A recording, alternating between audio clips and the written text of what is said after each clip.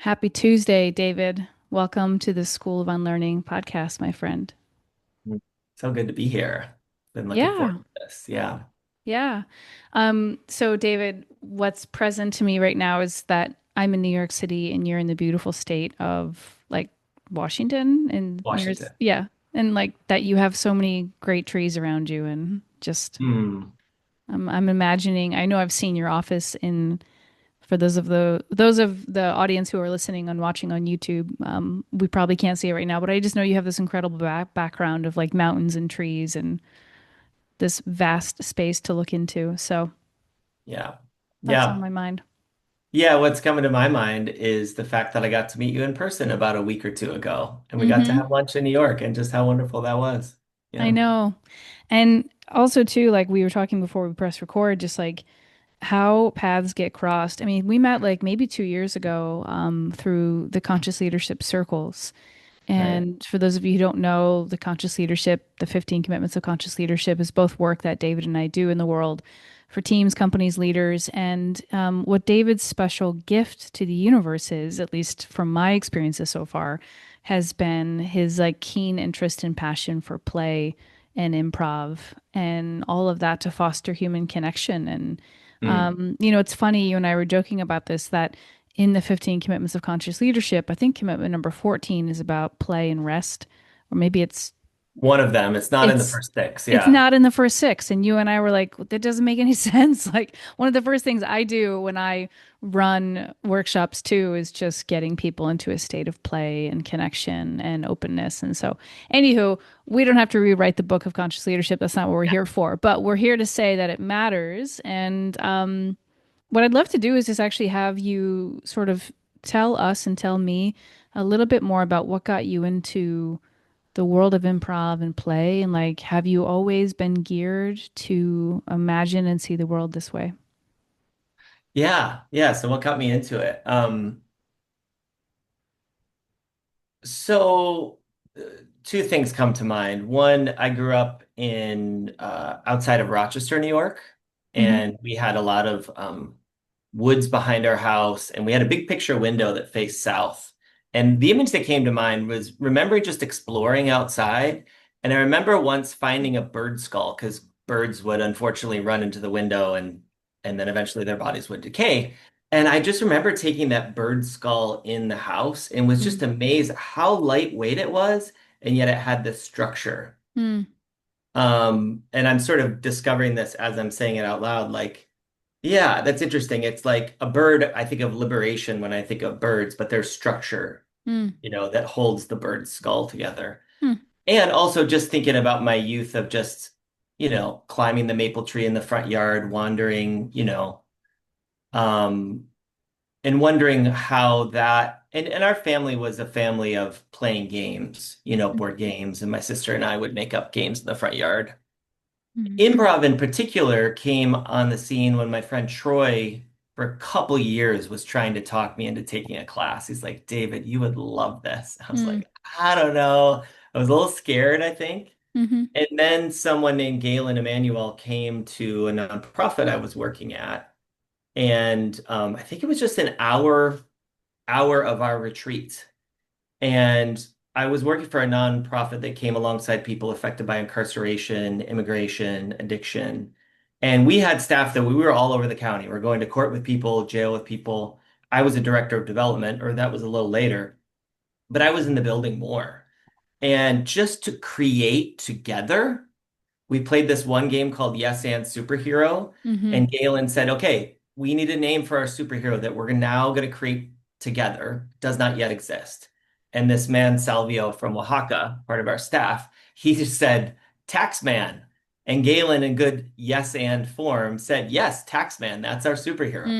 So Mm-hmm. we created one person at a time aspects of who Taxman was and its Mm-hmm. superpowers. Mm-hmm. And I just remember this feeling of flow and co-creation and joy.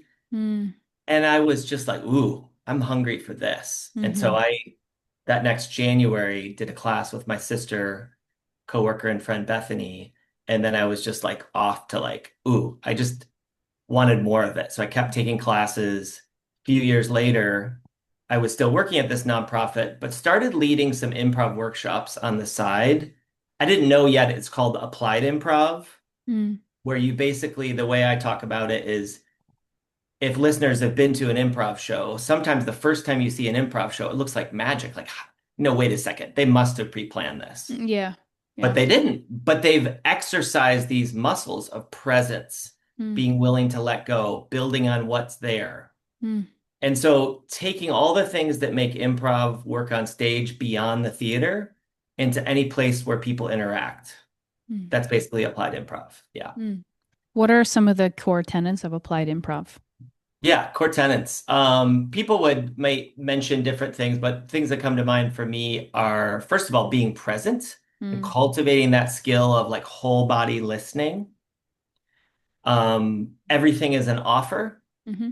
So I'm noticing not just what you say to me, Elisa, but nonverbals that Mm-hmm. then I can accept or block an offer. Mm. And we really don't want to block because if you say, "Hey, doctor, I'm here for my 2 o'clock appointment," and I was like, "Nah, I'm not a doctor. I'm just standing here at this bus stop," and then you're like, "Nah, I don't like bus stop," so block, block, block. There's no, I mean, and this happens in organizations, right? Mm. Oh my gosh. Mostly all conversations are blocks. Yeah. Huh. So what does it look like to accept an offer? And I was thinking this morning, place I get my hair cut, a number of years ago, she was asking me what I do. And I said, well, with improv, imagine you cut or color someone's hair and they don't like it. You don't have to agree with that. But the invitation is to accept that they don't like it. Because I think a lot of our suffering comes from, I don't want you to think or feel the way you do. Mm. Mm-hmm. Versus, yep, you don't like it. And what can Mm. we now do? Mm-hmm. Yeah, Yeah. it's like that power of yes and. Yeah. Yeah. So Yeah. And cool. so a couple other tenets, seeing mistakes as gifts, Yep. right? Working those neural pathways of um and yeah, being willing to let go. Mm. And so one more thing I'll say for now is like we this is funny. We don't learn these things in a PowerPoint.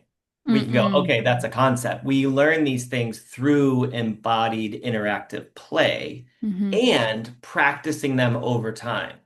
Yeah. Yeah. Yeah. It's funny when you were sharing the tenets, like presence, mistakes or gifts, like let go. I mean, my first thought was just like, oh my God, that's like a spiritual course in and of itself. Yeah, Like, right? It that's is. not casual. Nothing about that's casual. I mean, most of the work, I know we both do with teams and leaders, is just can we speak from presence versus like, then there language, like last week, next week, last week, next week. We're always Yes. in that space. Can we speak from like, oh, what's coming through me now is that in and of Uh-huh. itself is sort of foreign and yeah, hard for people. And then like the letting go of just like wanting to orchestrate the conversation or the segment to go a certain way. I mean, it totally goes against all neuroses and like entirely, Yeah. you know? Yeah. Yeah, it's part of what I delight about with improv and applied improv is it's this mixture of just joy and play and levity and creativity and really deep stuff, Mm, like deep philosophical things, ideas that we learn through these games or through formats. Yeah. so good. Yeah. For anyone here listening, there's my two cats running around in the background I playing. noticed that. They're having the zoomies right now, so they're on their own improv Yeah, they're like, page. oh, we're doing play? Oh, okay. Yes, and that. Yeah, they do this at 2 in the morning as well. So anyway, that's the gift of being a cat mom. But so tell me a little bit about what play and improv has opened up in you. Like how has it enriched Yeah. your life as a person and Oh. then as a coach and facilitator?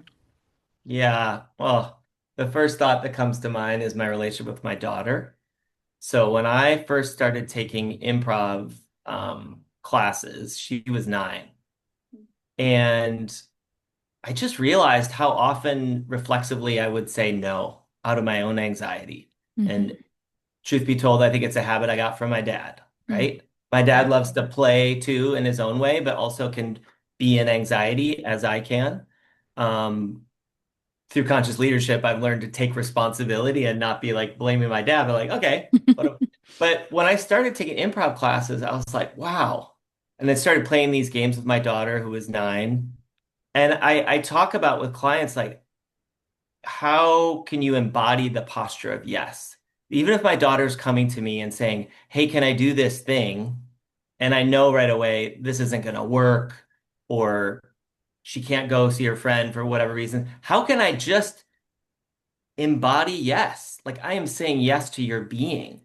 And then even just all the play we have together. So now she's 23 and lives in New York City, and we have so many inside jokes, so many games we've played together. And like we get on the same wavelength pretty frequently. Hmm. Um, Short story about that. So she ended up working for an improv theater in Seattle when she was a student at University of Washington. And it was wonderful. She still works there from a distance, does some marketing. Um, to see her find her own community. And she was in her early 20s, but have friends who were in their 20s, 30s, 40s, 50s. And then she and I performed one and only time she and I have performed before an audience for a duo show on a Wednesday night. So there was pairs of duos for 10 minutes. And it was so like a friend asked me afterwards, was it fun? I'm like, yeah, it was fun, but more than that, we faced our fears together. She welcomed me into a community that's a part of her life, but a Mm-hmm. craft that I initially taught her. Mm-hmm. And there's a photo at the end that someone took of us embracing. Mm-hmm. And this is a nested story within something else, but just brings to light. I played Stevie Wonder records growing up and songs in the key of life. And if you know that album, there's like orange, wavy, concentric circles, picture of Stevie Wonder.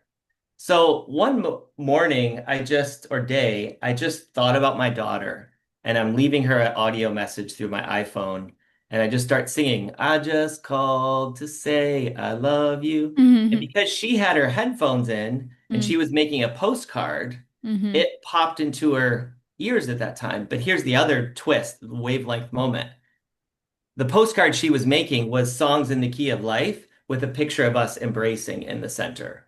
And Hmm. at that moment, I'm singing this song to her. Like, That's that's part crazy. of what is delight in me about life and improv, Yeah. that this mystery that beyond us. Yeah. Dimensions of mystery. Yeah. Yeah. That's beautiful.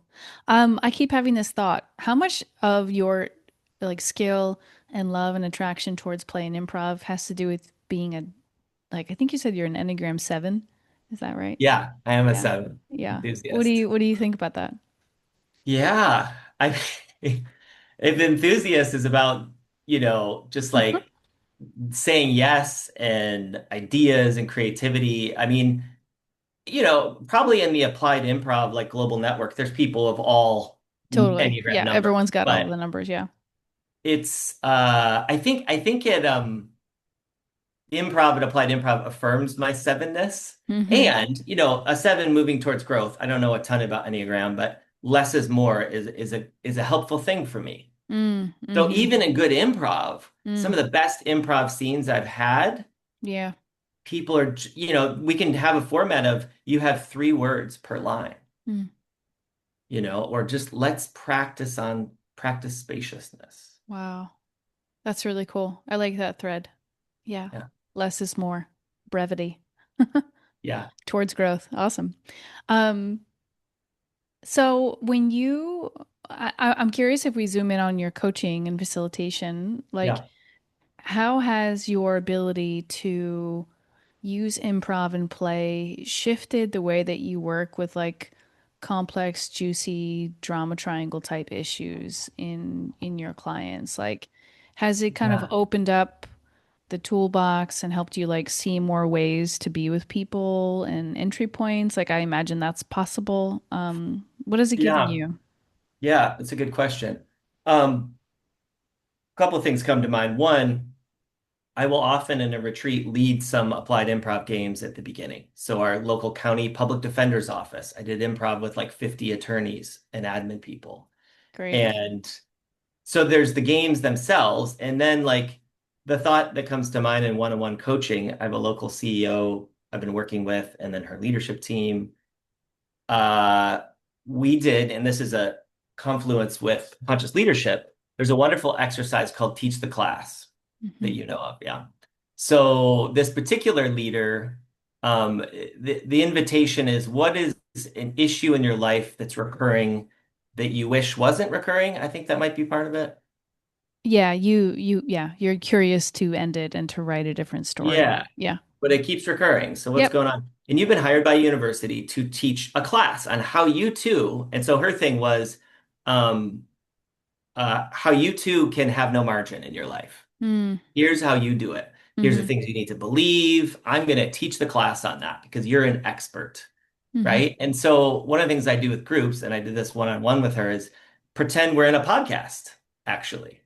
And so I just brought a lot of playfulness to working with this client as she talked about this stuff and, a bit of shame as it comes to the forefront, and yet we're laughing about it. Mm, And so I get curious around how laughter can help shift things. mm. Hmm. Yeah, laughter and creativity. I mean, Teach the Class is also a class I think that requires a lot of creativity. Like Yeah, we have to kind of look in the mirror, and for those of you who are listening, just like it's this practice of like, how can I teach the audience to get my problem? How do I tell them yeah, exactly what it sounds like, feels like, smells like, what I have to do, not do, right. believe, not believe to get the same issue that I'm having? And effectively, it puts people in this role of like taking radical responsibility for how they're the creators of their Yes. reality. But the beauty of this activity is that it involves some level of imagination and play. And instead of Mhm. it feeling so shameful, yeah, it just becomes a space where people get to, yeah, feel a little bit bigger and even more dignified, I think, in their issues that weigh them Yeah. down, which is important to shift anything. Right. Yeah, yeah. I think it's, because we can come in and, you know, uh, an example I used often in my conscious leadership work was frustration with my sister. And if you Mm, too want a frustrating relationship with your sister, here's how you do it, right? yeah. And Yeah. so we can often feel in this to me victim mindset. But Mm-hmm. then to start realizing through the teach the class exercise, like, wow, oh, okay, I am an expert in this unconsciously. Mm, I mm-hmm. am doing these exact same thing, doing these things, believing these things Mm-hmm. that will lead to this. Yeah. So what else do I want to create? Yeah. And since we can create anything, we can either consciously Yeah, create more drama or we can create more play and connection. Or, a yeah, little bit of both back and forth. right. Yeah. Yeah, Well, go ahead. I was curious, what are just some of your favorite ways when you see a room feel a little bit serious, a little bit rigid? Usually it could be like that in corporate offsite or with teams. Hmm. What are some of the ways you kind of assess the energy of the room from the body posture, language, like how they interact? And then what are some of your favorite ways to get them more playful in their bodies? There's the superhero game, teach the Yeah, class, but what are other ways you notice and then shift the energy? yeah. Um, yeah, I think it's interesting. Again, because I think maybe even more than I realize how much improv has changed me. I was recently doing just the first hour of a board retreat um, for our co-op here, our food co-op. And someone at the end said, David, I just really appreciate, we did like an appreciation circle, how when people share things, you step towards people and you're yes-anding their responses. I didn't even realize I was doing it because it's like built in. But I feel like I'm tuned into those little nonverbals. Mm, mm-hmm. But I think with conscious leadership, I'm also weaved in, okay, what's the story I'm making up about that nonverbal? I don't know. Yeah. Maybe Yeah. they're constipated. They're not Yeah. angry at me, Yeah. right? Yeah. Usually it has nothing to do with us, but Yeah. huh. And so yeah, sensing the energy, and sometimes it'll be let's play something, or you know what, let's in this paired discussion, let's go on a walk outside. Like so tuning into when maybe the body needs to move. Mm-hmm.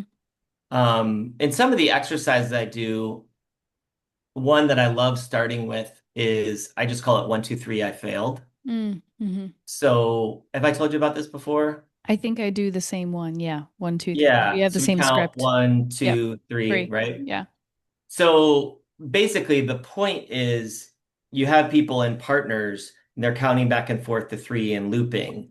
And I have people do that. And then I tell people, okay, even if you're not a sports person, what does someone's body look like who scores a goal, wins a race, and our arms are up in the air, right? Hmm.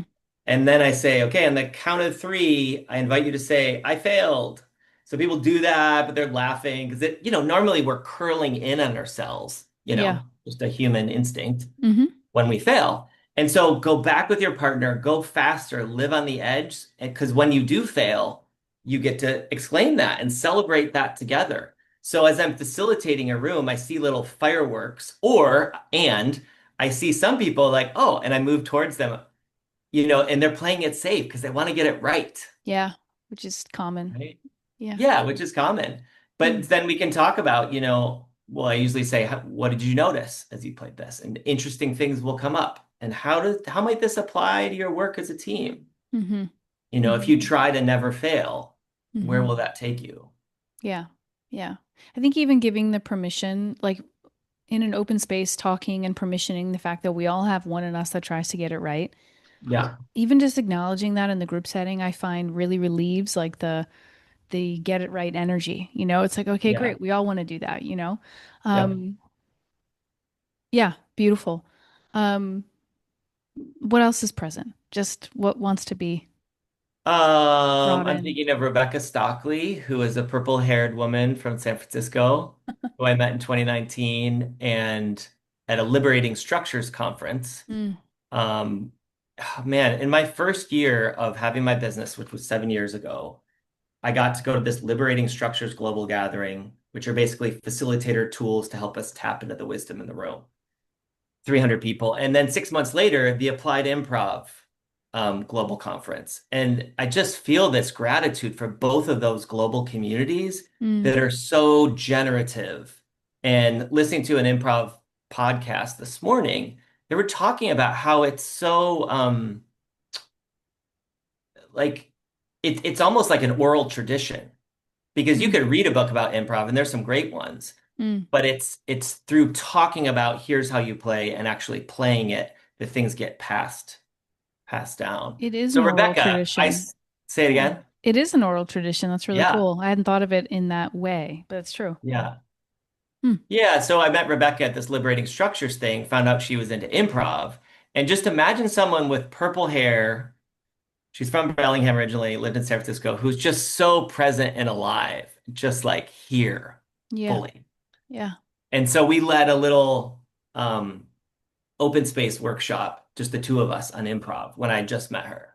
Hmm. Because there's this common language with people where, I mean, Totally. I'll run into people on the streets of Bellingham who are improv people for our theater, and we'll just start riffing, Hmm. It's the you best. know? Oh my gosh. Yeah. And when people are like, oh, I don't know if I could do improv, I'm like, did we script this right now? Yeah. Like, no, it's No. life is improv. Life is improv. Yeah, I love that as a way to just like operate in the world. Like yeah. life is improv almost to me is translated in CLG terms to like life happens for you. Like there's something Hmm. in that. Like everything that emerges in a conversation, a gesture, like the cup spilling, Yeah, like okay, great, let's roll with that instead of resisting it. right, right, Like right. as a life ethos and mindset, I think that's a really liberating way to live and fun way to live. Yeah, totally. Yeah. So, what do you say to people? I'm thinking of recently, I ran an offsite for a team, and one of the gentlemen there said, play is great. I hear you. Like, I want more play, but I have to get things done. And, that whole thing. And I gave him my 2 cents and I asked him what was behind all of that. But I want to know what you have to say because this inevitably has to come up in your work or Yeah. in the high performing people you coach and facilitate too. Like, what do you say to that sort of belief Yeah. system? Play is great, but I have to get things done. I Yeah. know. Ugh. Um, yeah, so it's interesting. And if I'm fully honest, if you really knew me, I'm even though I love improv, I've like drank the Kool-Aid, love it. There's one in me that's scared that it won't get accepted with a client, or they're gonna see me as just play is so trivial. Oh, Dave, he's the play guy, and Mm, only see me as that, right? So mm-hmm. that's going on to me. Um, what did he say? There's no time for it, or Just like I we like got play, stuff to but get we have to done. get things to get, Right. yeah, done. Yeah. Well, I was reading like Adrienne Marie Brown. She wrote a book called Emergent Strategy, Mm-hmm. Mm-hmm. principles, and it came on my radar at a workshop I was at last week. And one of the principles is there's always time for the conversation we need to have, or the Mm-hmm. right conversation, Mm-hmm. right? And so a question that really enlivens me is who do we need to be and become in order to do what we want to do, or in order to face Mm. complex problems, Mm-hmm. right? So, I mean, I think there's a hidden belief in I've got stuff to get done. I don't have time for play. Mm-hmm. Mm-hmm. It's maybe assuming unconsciously that I already have all the wisdom and things that I need. It's just a matter of pushing harder. Doing it. Yeah. Yeah. Yeah. I like your question. Who do I need to be or become in order to get these things moving and done?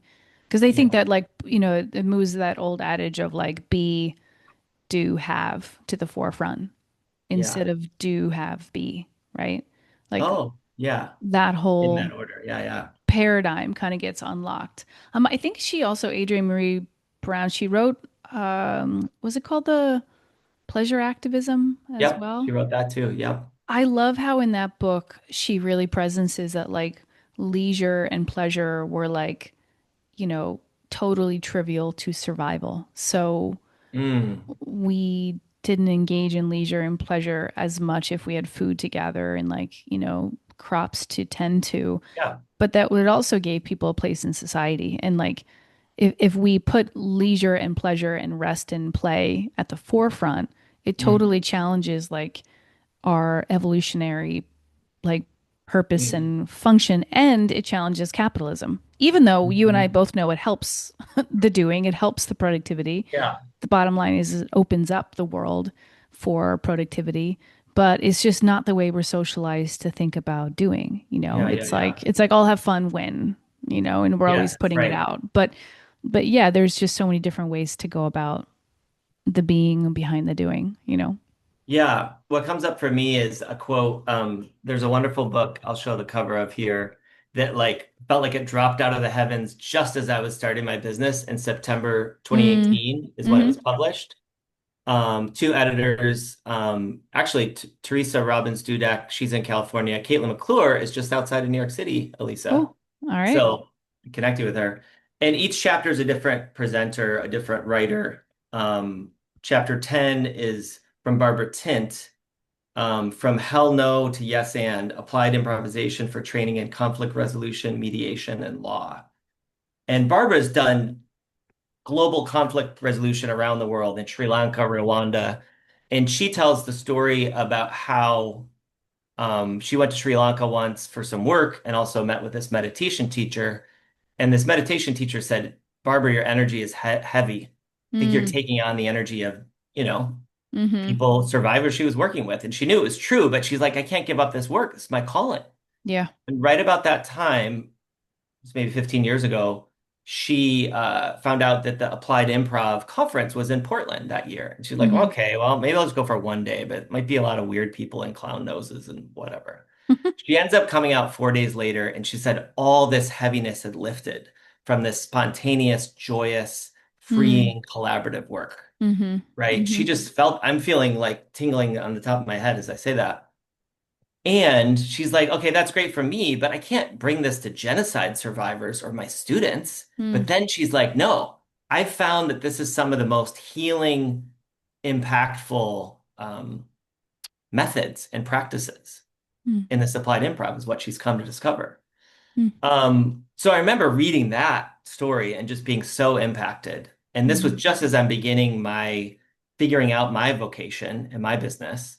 And then this other quote, which is the first one I thought of, there's a guy who works with refugees doing improv, Brad Fortier, Mm-hmm. and he quotes someone Mithin, last name Mithin, that play and laughter shift our cognition out of our amygdala and into the neocortex where we can process higher social functions. Yep. So here's what I want to get to. We think about above and below the line in conscious leadership. Mm-hmm. Above the line is where we have creativity and collaboration, openness. Mm-hmm. But because there's more volatility and insanity in our world, we're below the line more often on the whole, people. Hmm. But Hmm. this is where we need to be creative. So then the question for me is, how do we create safe enough containers to learn these skills that help us adapt in the moment and connect, you know? Mm. Hmm. Yeah, Yeah, and play is a medium to do that, right? 100%. Yeah. Yeah. Yeah. It so is. Um, I am I'm feeling the desire to play a little bit. I was feeling that same desire. I'm glad we're Good. like, Let's stop talking about it. Let's do it. okay. Yeah. Do you want me to give you a few options or just say, hey, let's play this? Let's go over whatever options you got and then I'll kind of Okay. feel into my yes, my no's, and I'll ask you more Yeah, information. great. Yeah. So I'll speak these out loud and I'll put them in the chat so you could see them. One is bumper sticker. My Oh friend Sarah and wow. I play that all the time, word at a Okay. time game. Don't get me started. That's a ranting game. Don't get me started. I Oh my couldn't have God. done it without you. Hmm. And remember when. We'll just put those four out there. And then there's one more, seven things. So let me know if Honestly, double check any of I them. only know for sure one of them. Okay. But I want to try to do as many as we can. Let's just go down the line. What's bumper sticker? Okay. What's going You and on I have there? not played this? Yeah. I don't think So so. we create a bumper sticker, one word at a time, back and forth. And when either of us or both of us thinks it's the end, we Hmm. say stick it. And you push your hand out like you're sticking it on a car. Okay, so we both get choicefulness to say that like Yeah. we got it, stick it. Okay. Yep. All right. And then if we were to imagine like we're doing this right now one on one, like two people in Zoom, um maybe presence like if someone's listening and they have a team meeting with five or six people on Zoom Yep. or they're in person, what are some other ways we can imagine people do Yeah. all of these things? And that can be done maybe after you and I play with it, but let's Great. just Yeah. also, yeah, imagine other people might want to use it different ways. Totally. Um, Yeah, it's flexible, online or in person. Yeah. yeah, good. Okay. Bumper sticker, here we go. You go first, your first word. Okay. Will Hairball. um come Home. stick it. Will a hairball come home? This is you standing in front of your cat when it's like, doing this, you're like, come on, will hairball come home? It's Bring it like the out. story of my life. Yeah.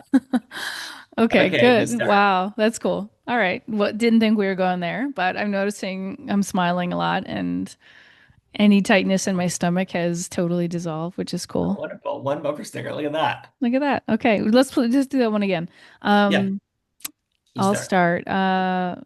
Feelings Can be quite dramatic. if. We resist. Stick it. Oh, she stuck in two words. Stick it. I did. I put in two words. That's Okay. okay. You're not Feelings can alone be in doing quite that. dramatic if we resist. Okay. Boom. That's also in essence of conscious leadership too. So cool. Yeah. So one thing that's interesting with this, say you say lost and I say your, and I think you're going to say dog, but you Mm. say wallet. Hmm. If I'm so attached to you saying what I want you to say, and you're so attached, it doesn't flow. But if I'm like, whatever Elisa says, it's going to be great, Yeah. and I'm ready to flow with that. And again, that's a muscle we develop over time. Yeah. Yeah. Yeah. I mean, it totally speaks to like if we were to sidetrack here to the listen to understand versus like, answer, solve, fix, defend, diagnose. Right. And it's just like going with what's present each moment. And those also Yep. like implicit in what you just said is like a level of trust. Like Hmm. that from presence, David and Elisa will create something that has not yet Yeah. been created. Yeah, yeah. And on that note, I want to mention there was a book. It was one of those things where four different people told me about the same book at the same time. And I'm not necessarily recommending the book per se, but the beginning of it really struck me. A guy named Sam Wells, theologian from the UK, wrote a book called Improvisation, the Drama of Christian Ethics. Mm, And in the beginning of the book, he said, improvisation in the theater is where actors seek to develop trust in themselves and one another to Mm. conduct unscripted dramas without fear. I would change it to without being ruled by fear. You may have Mm. fear, but you're Yeah. not being ruled by it, right? And then he says his book is a study of how the church can become communities of trust in order to faithfully encounter the unknown of the future without fear. And I think you can translate that to any community, religious or otherwise. How do we become communities of trust? We think we need control, Mm. but Hmm. what if we let go of control and instead chose trust so that we can faithfully encounter the unknown of the future without being ruled by fear? Mm. Yeah. Yeah, I want all communities to be ruled by more Yeah. trust. Yeah. Trust and love and curiosity. I think we would just have like 1,000 more threads of creativity and innovation coming through, and Yeah. just pure aliveness. So Yeah. yeah, that's Yeah. beautiful. Yeah. I'll also put all the books you're referencing to in the show notes for those listening. Great. Okay, let's move to Don't Get Me Started. Don't get me started, Lisa. Okay, so this was a game that my friend Sarah McMahon, shout out to her. She also is a paper cut artist, gave me the sticker, I'm strong because I rest. Ooh, Yeah, you like that? dig it. And she also has, her website is sarahdelighted.com. She created a play date deck, and it's a deck of cards. So when people say, what book should I read about improv? I'm like, well, first of all, play it. But if you're going to buy something, buy Sarah's play date deck because it's just a whole bunch of games Mm-hmm. on a card that you can play two-person games. Mm-hmm. So she does a couples workshop. She does what she calls playful partnership coaching for Mm-hmm. Mm-hmm. couples of any kind. So that was a tangent on a tangent. She saw something, I think it was on Instagram about this rant and then created it into a game that we play where, so you give me something just mundane, like a post-it note or a pencil. Give me an object or anything, Sticker. sticker. And I'll start in and be like, don't get me started about stickers. They're always just like sticking in the wrong places and then they're too sticky. And so I'm going to keep ranting, but you're going to interrupt. You hear one word and you're going to start ranting about that. Yeah. Okay. Yeah. Okay. So Okay. get ready to jump in. So All they're right. just sticky. They're sticky to my skin. The hairs on my hand are just like, it's painful when the stickers are too strong Yeah, and sticky. and the I'm getting all tongue-tied now. Something Okay. about like it's painful when like the paper that you want to put the sticker on is all crumpled and like has creases and the sticker Oh, doesn't don't get even me go started on. about creases. Oh my There's God. so many pants that say they're iron free, but then they're not. Oh, It's don't get me totally. started about pants because first of all, pants were made for men and not for women. And women now have to adjust. We got hips, David. Like we Oh, can't don't get me fit. started about hips. When I was in salsa class recently, someone was just swaying their hips, and I was just like, wow. So another thing, I'm gonna throw Yeah. in this. You can do ranting but I usually start with just pure ranting, and you can also do raving. Mm. Like, oh, I love stickiness, it's Ranting and just raving. great. Okay. Okay. So, one of the things, again, bringing in conscious leadership that I love about this is let's lean into our anger, but about something that we're not even angry about, like a fork. Ooh, yeah. So let's feel that first Yeah. and then take it into something that you're actually Woo. angry about. Okay, let's do this again. Let's make it like somewhere at corporate or business so that people listening get to feel just what Great. it's like. Because I'm really drawn to this idea that, like, let's just permission anger, irritation, frustration, which, by the way, David, I don't know about you, but most of my coaching practice with executives is filled with angry, irritated, frustrated executives. And Yep. they do their very best to not be that way. And I'm Ooh, like, guys, yeah. we are here to actually permission the Mm, frustrated, annoyed one in you who wants to bicker, like let that out. But I think they just all feel like it's so foreign and like they're not a good person yeah. if they let that out. Anyway, this game permissions that because it's like kind of indirect, but it lets the Yep. charge come out a little bit.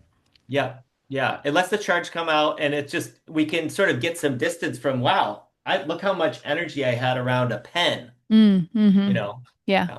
Okay. Well, can I start? Yeah, what are we doing the rant again? Yeah. Yeah, let's do ranting for Don't Get Me Started, right? Okay. Yeah. All right. So the other day, well, don't get me started about Zoom because the other day I was on Zoom and I had a meeting and someone was in the Yeah. waiting Oh, room and I pause for one admitted second. them. Okay. Double that, double the energy or triple it. Like Okay. really, let me feel it. Yeah. Yeah, yeah. Good call out. Let me adjust my seating.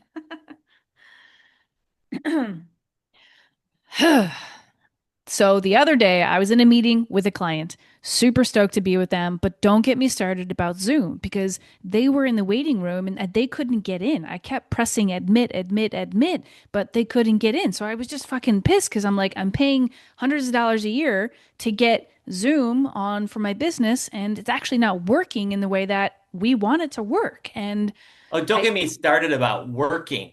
I mm, mean, so many people are working themselves to the bone and complaining about it and feeling a victim at it Don't about get it. me started about victimization because if I hear one more person walk in the room feeling, acting, talking like they're a victim of their whole world, I'm going to have them teach the class on how to help all of us get the problem because it's super frustrating when everyone Oh, in the don't get room's a me victim. started about super frustrating.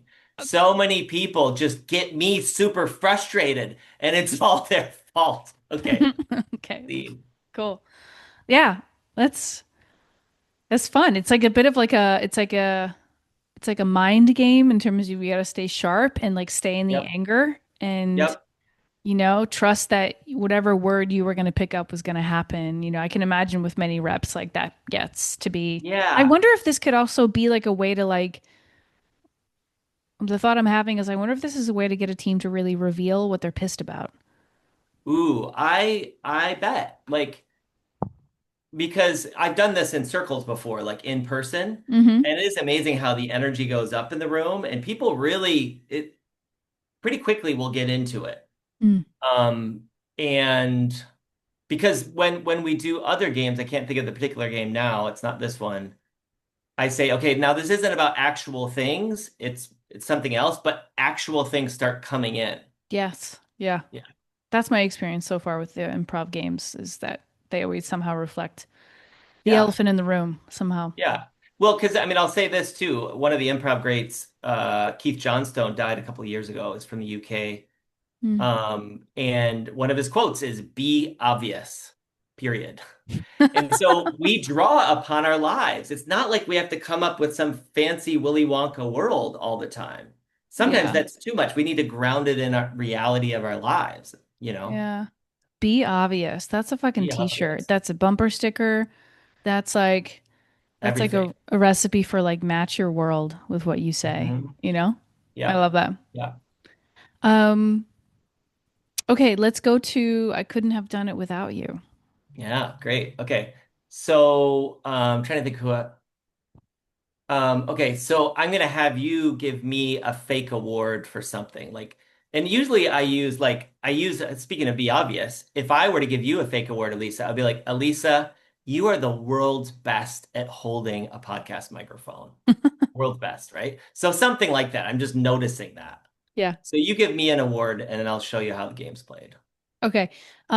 David, I would love to give you a award for making and wearing the world's best polka dotted shirts. Yeah.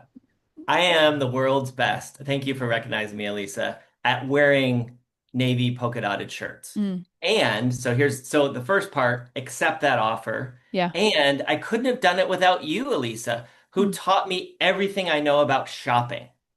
So I'm you try so to have it glad. make some connection. Yeah. I'm so glad that I've finally been like honestly seen and celebrated for my ability to shop because I've been working on it for like almost over 40 years now, shopping.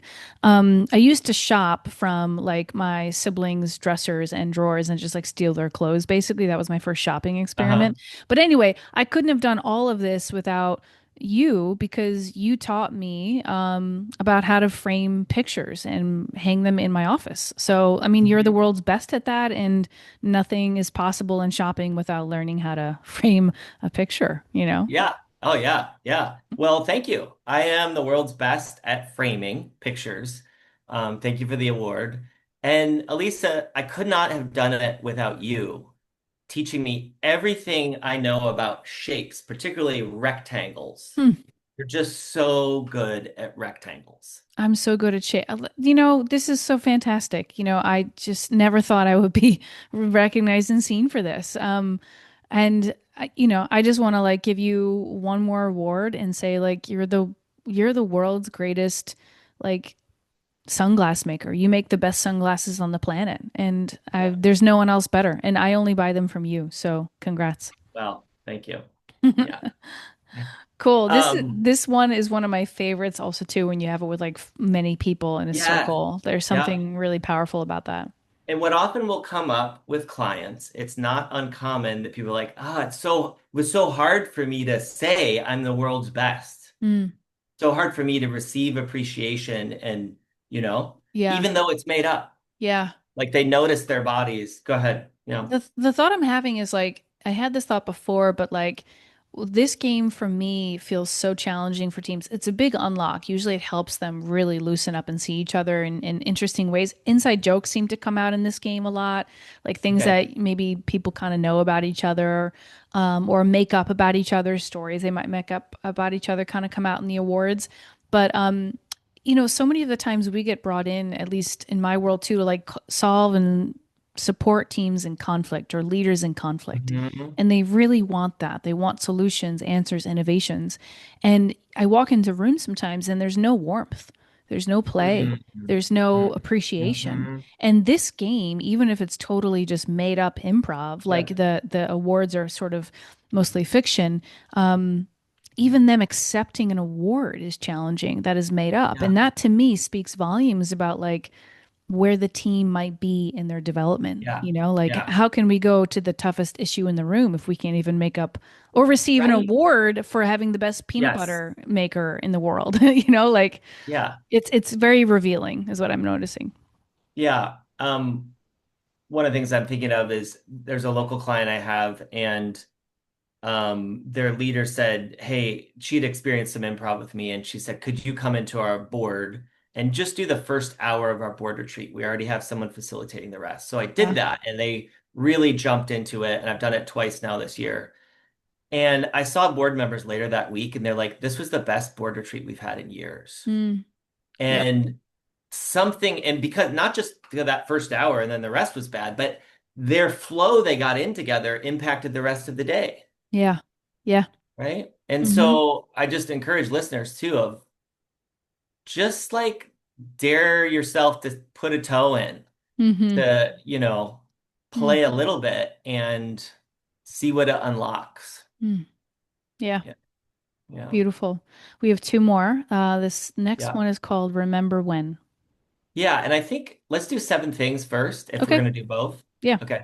Seven things is pretty simple, though I will say the yes and superhero, which is imagine a circle, you create a superhero name, everyone offers something about the physical appearance of Juju Fruit Man, whatever, or a superpower that Juju Fruit Man has. So there's just one thing offered, people lean in and say yes. Okay. I found that works better than like seven things is we go around the circle and I say seven things in your fridge, seven reasons why your homework's late. I'm giving Mm, examples. mm, Okay. It's a great exercise, but out of the gate, if mm, someone has a spotlight and they have to come up with seven things versus just one, mm-hmm. so I'm just contrasting those two games. But seven Okay. things, Yeah. it's a very simple, like what I would call like an in your pocket, pull out of your pocket game. Mm-hmm. Because it basically will say that. I'll say seven things you love about the color red. Or seven. So it can be easy or more complex. Here's the key thing. After Mm, each thing you say, I or the whole circle will count one, equivalent to a yes. You mm, say another thing. Two. If you repeat, we're not going to say, oh, you said that. Or if you say the state of Montana is in your fridge, we're not going to be like, that's not possible. We mm. just count. Yeah, anything. So anything goes, basically. Yep. Yeah. Got it. Okay. Okay. You want to give me a category? You want me to give you one? Uh, I'll choose one. Yeah. Um, seven of your favorite foods. Is that like a Yeah, category? it's Yeah. great. So do I just Homemade. begin it by saying, what do I begin it by saying? You give the category, and then I'll say something, and then you count one. You gave me the Ah, category. Yeah. okay. I give you the category. All right, David, I want to learn about your seven favorite foods. Go. Great. Homemade pizza. One, Oh, coffee. two, Oatmeal cookies. three, Chocolate mousse, 4, frittatas. 5, Oh, biscuits and gravy at Old Town Cafe. 6, Um, uh, almond cranberry muffins 7. and flannel shirts. Okay, 8. Oh, I seven. I went over. Yeah. Yeah. All right, cool. I'm sensing a theme. I'm just getting to know you in the food realm. So there we Oh, go. yeah. Yeah. Well, and sometimes, like I said, chocolate mousse. I wouldn't pick that as, but I just said it because it was there. Yeah. Yeah. Okay.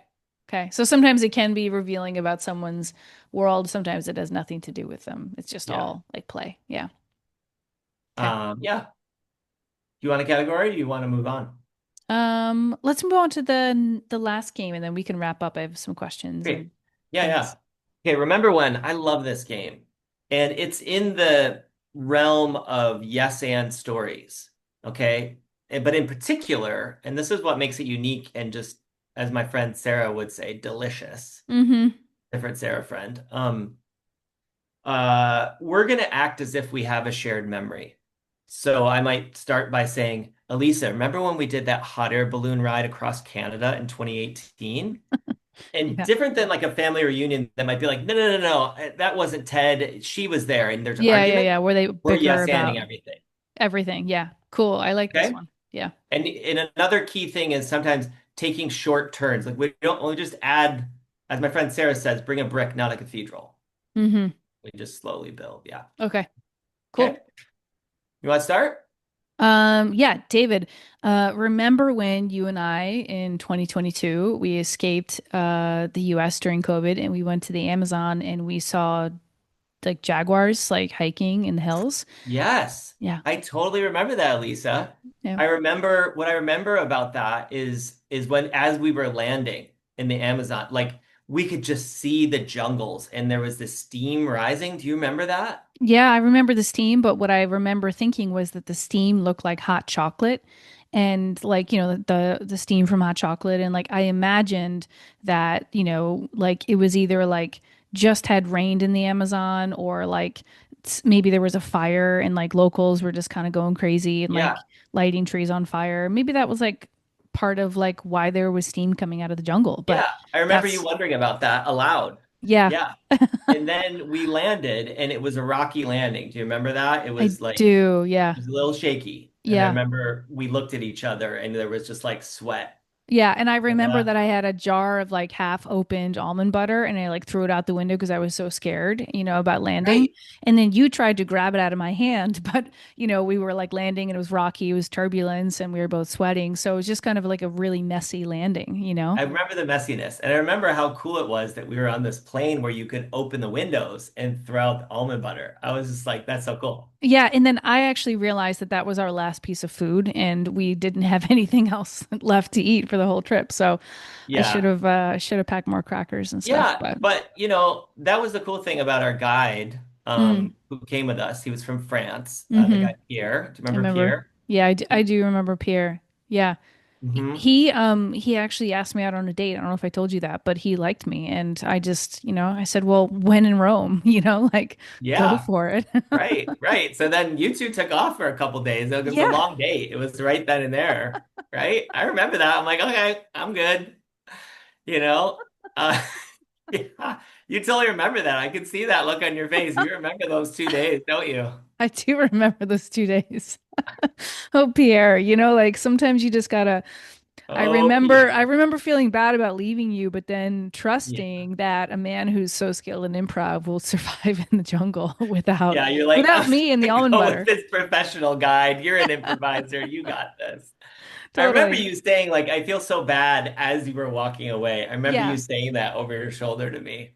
Yeah, I felt really bad. And I remember you just kind of crying and then smiling because I think you were actually happy for me. And like I make up you were just annoyed with me on the plane ride because I kept trying to hold your hand and we were just scared. So you were just like, finally, she found someone It was else. all the things. You got it. You nailed it. Yeah. What a trip. Wow. What a trip. I remember that trip. Yeah. So good. What was your experience as we played that? It was just like more ridiculous and funny and better every single time. It was Uh-huh. so fun. Yeah. Oh my God. I felt like I was there. I felt like I was Yes. visualizing the whole thing. 100%. Yeah. Um, it helped when in the midpoint you just kept going with it. I thought maybe you were going to stop us because of time or something, but you just were Uh-huh. like you just kept adding to the legend of our trip to the jungle. And Uh, it made me want to do it with like friends. Like it made me want to do it with like in yeah. totally non-work setting because I just think Uh-huh. you know what one of my pet peeves is, David, if you really knew me, anyone listening, is when we say the same shit.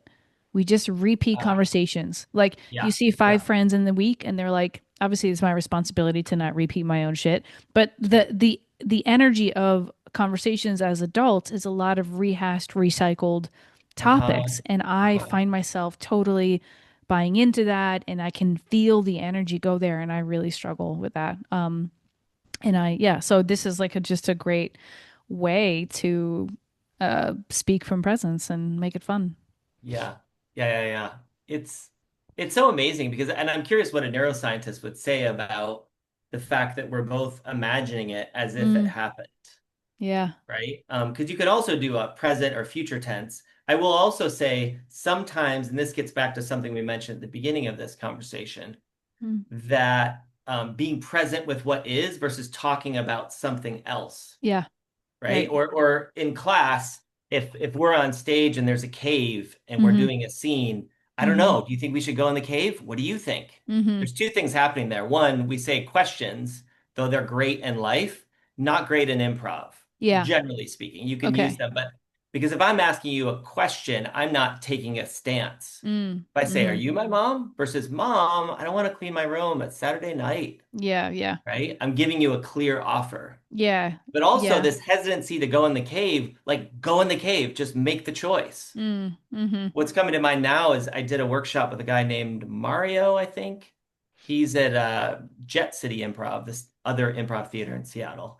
And he did a workshop up here in Bellingham. It was me and five others. And I was somewhat in my head. The other five people were main stage performers. I wasn't. And then at one point, he's like, okay, y'all are doing great at giving and taking focus, giving everyone a chance. But we're going to do what I call, is what he said, shotgun scenes. He said, I want to see 30 scenes in 5 minutes. Yeah. That's like 10-second scenes. So it's just like go, go, choose, choose, don't overthink.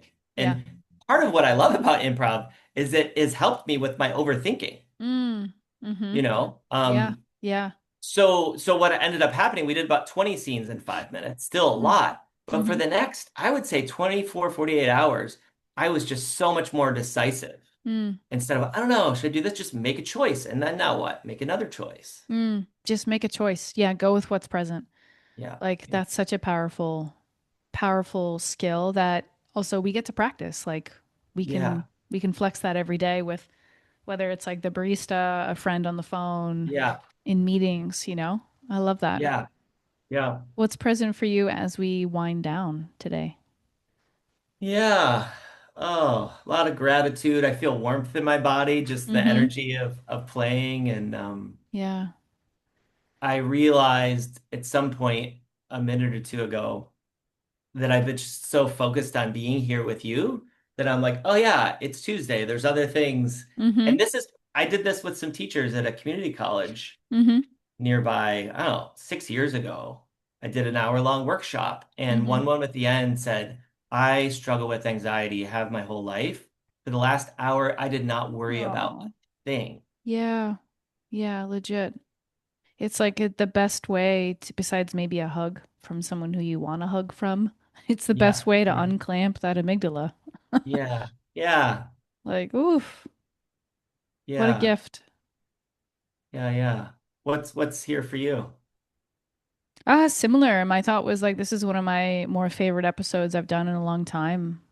I think that, um, yeah, it's like I'm unlearning podcasting. Like, we don't have to go deep and into Yeah, all the throes of like the things that shaped us. We also can just be so present to the yeah, aliveness that's here through these skills, these lineages of oral storytelling. And yeah, yeah, I'm really grateful for it. And it honestly just makes me want to like call a couple friends tonight and like play some of these games with them and begin to bring it more to social settings because yeah. I think it's a big gift. So, Yeah. What's coming to mind too is the School of Unlearning, right? mm-hmm. there's so much in improv where we're really unlearning certain things that we've just picked up in society Mm. about being a certain way and being acceptable, or, coming back to the conversations you said of the recycled conversations we end Yeah. up having.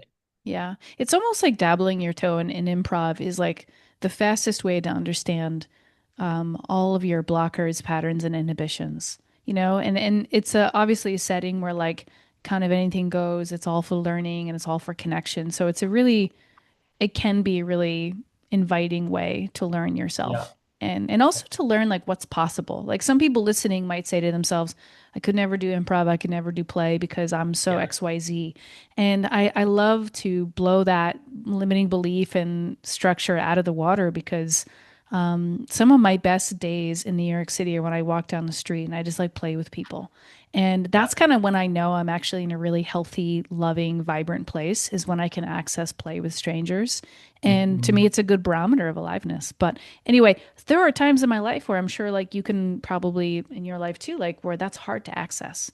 And it's just Yeah. so fun to be able to know that we all can access that and we can practice it. So Yeah. And practice is key. Yeah. yeah. It's Kat Koppett, who's in the capital region of New York, Albany.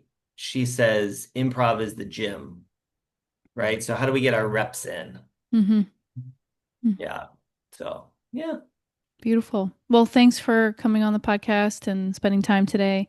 Put all your information in the show notes and Yeah. And um, one more thing I was go thinking, if ahead. people want to play, I'm doing Yeah. a couple play breaks coming Hmm. up. Hmm. 20-minute Zoom, totally free. Um, on my website, you'll see, and then maybe it'll be a link to this on my Hmm. event page about an NPR story about how 20 minutes a day can really shift things for us. Yeah. Yeah. Beautiful. All that will be in the show notes and I'll post it to LinkedIn and Instagram and all that good stuff. So, Great. all right, my friend, thank you for your presence and your play and your commitment to bringing more love into the world. Yeah. Thank you so much.